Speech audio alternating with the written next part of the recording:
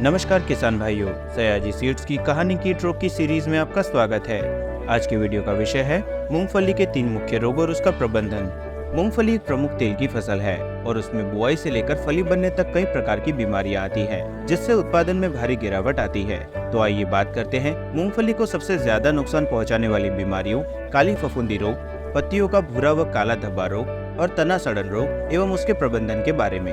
आइए देखते हैं मूंगफली की फसल को सबसे ज्यादा नुकसान पहुंचाने वाले काली फफूंदी रोग के बारे में। मूंगफली के पौधे में काली फफूंदी रोग 3 चरणों में देखने को मिलता है। सबसे पहले बीज मिट्टी में ही सड़ जाते हैं और अंकुरित नहीं होते। फिर फफूंद अंकुरित पौधों पर हमला करता है, जिससे बीज पत्रों पर गोलाकार भूरे धब्बे बनते हैं। वह तने का प्रभावित भाग नरम होकर सड़ जाता है और पौधा मर जाता है। अंत में वयस्क पौधे में शीर्ष की सड़न होती है, जिसमें मिट्टी से लगे तने पर बड़े घाव बनते हैं, जो शाखाओं तक फैल जाते हैं, जिससे पत्तियां गिर जाती हैं और पौधे मुरझा जाते हैं।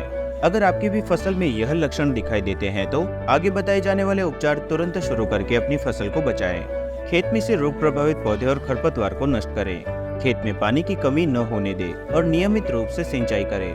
रोग को फैलने से रोकने के लिए फफूंदनाशक का उपयोग करें। फफूंदनाशकों की लिस्ट और उनका विवरण आपकी स्क्रीन पर है, जिसका आप स्क्रीनशॉट ले सकते हैं।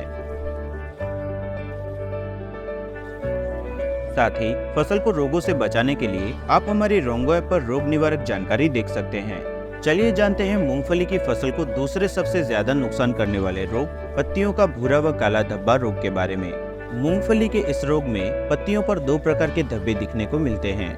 भूरे धब्बे में रोग के शुरू में पत्तियों की निचली सतह पर हल्के भूरे रंग के धब्बे दिखाई देते हैं, जो पीले रंग के घेरे से घिरे होते हैं। बाद में ये धब्बे डंठल, तने और पौधे के नीचे की पत्तियों पर भी घाव के रूप में दिखाई देते हैं। जबकि काले धब्बे में पत्तियों की निचली सतह पर काले गोलाकार धब्बे दिखाई देते हैं, जो कार्बन जैसे काले रंग के और खुरदरे होते हैं। ये धब्बे कुछ मामलों में पीले रंग के घेरे में होते हैं।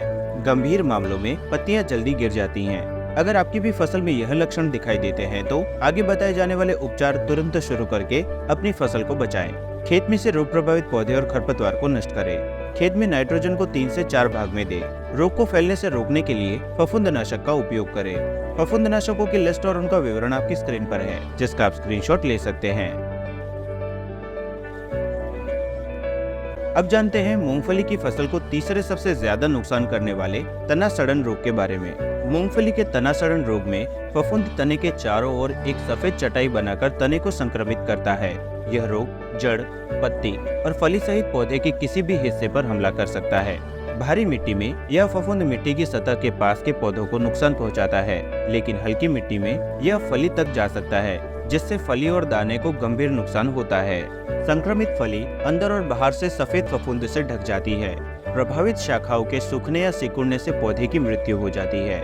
अगर आपकी भी फसल में यह लक्षण दिखाई देते हैं तो आगे बताए जाने वाले उपचार तुरंत शुरू करके अपनी फसल को बचाएं। खेत में से रोग प्रभावित पौधे और खरपतवार को नष्ट करें। खेत में पानी की कमी न होने दें और नियमित रूप से सिंचाई करें। रोग को फैलने से रोकने के लिए फफूंदनाशक का उपयोग करें। फफूंदनाशकों की लिस्ट और उनका विवरण आपकी स्क्रीन पर है, जिसका आप स्क्रीनशॉट ले सकते हैं।